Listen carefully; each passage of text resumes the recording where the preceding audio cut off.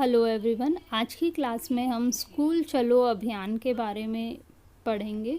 ये एक कार्यक्रम है जो सरकार द्वारा चलाया गया, जिसका उद्देश्य था शिक्षा का सार्वभौमिकरण, नामांकन में वृद्धि, ड्रॉप आउट रेट्स कम करना, बालिकाओं का नामांकन कराना स्कूलों में। चलिए इसके बारे में डिटेल में जानते हैं।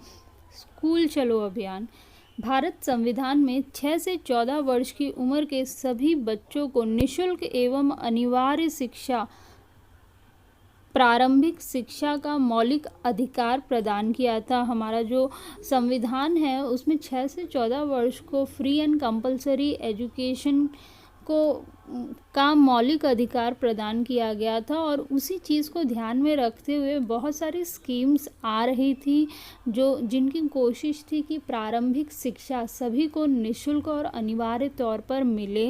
बट इतनी सारी स्कीम्स आने के बावजूद भी देखा जा रहा था कि काफ़ी बच्चे अभी तक स्कूल में एडमिशन नहीं लिए हैं। जितने बच्चे स्कूल में हैं उससे ज़्यादा स्कूल से बाहर है। जितने बच्चों ने एडमिशन लिया उससे ज़्यादा बाहर हैं बच्चे। तो उन चीज़ों को ध्यान में रखते हुए सभी बच्चों को स्कूल तक लाने के लिए एक नया कार्यक्रम स्टार्ट किया, जिसका नाम था स्कूल चलो अभियान। ये स्टार्ट हुआ 1 जुलाई से 31 जुलाई 2006 तक के लिए।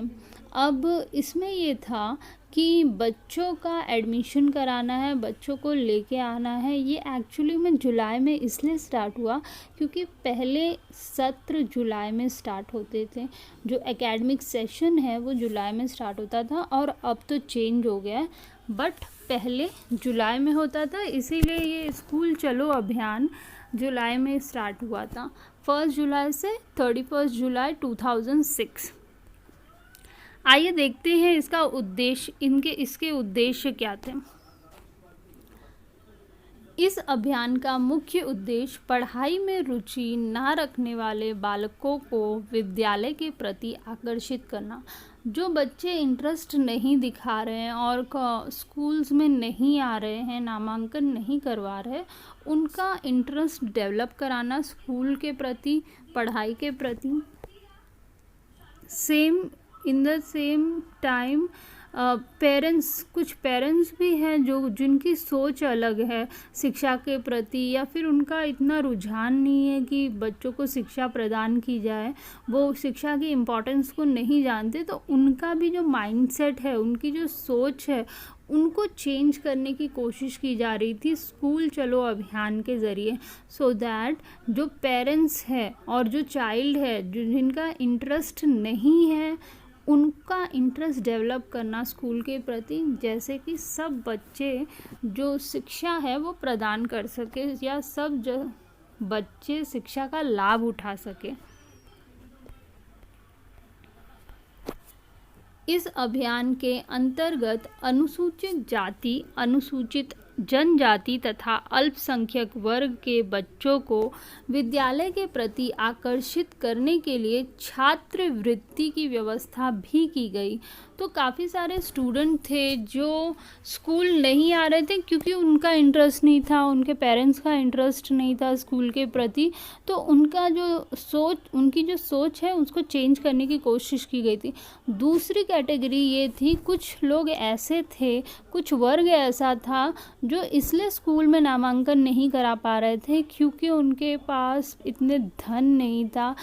धन की कमी की वजह से वो स्कूल में नहीं आ पा रहे थे। तो ये फाइनेंशियल क्राइसिस की वजह से जितने स्टूडेंट नहीं आ पा रहे थे, उनकी प्रॉब्लम का हल निकाला गया और छात्रवृत्ति की व्यवस्था की गई, स्कॉलरशिप की व्यवस्था की गई, और वो बच्चे भी स्कूल आके अपनी पढ़ाई पूरी कर सके, इसकी व्यवस्था की गई। तो जो भी वर्ग थे जो पैसों की कमी की वजह से नहीं आ रहे थे, उनकी समस्या दूर की गई इस अभियान में।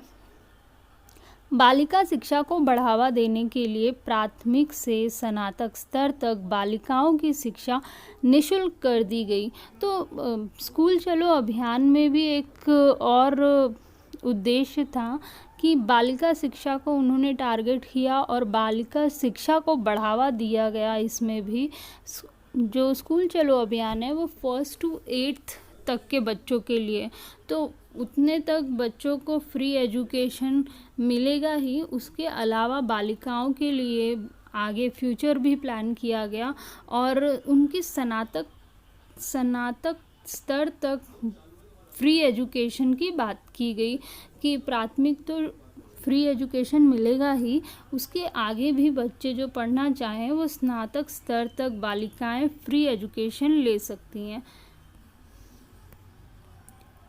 नेक्स्ट है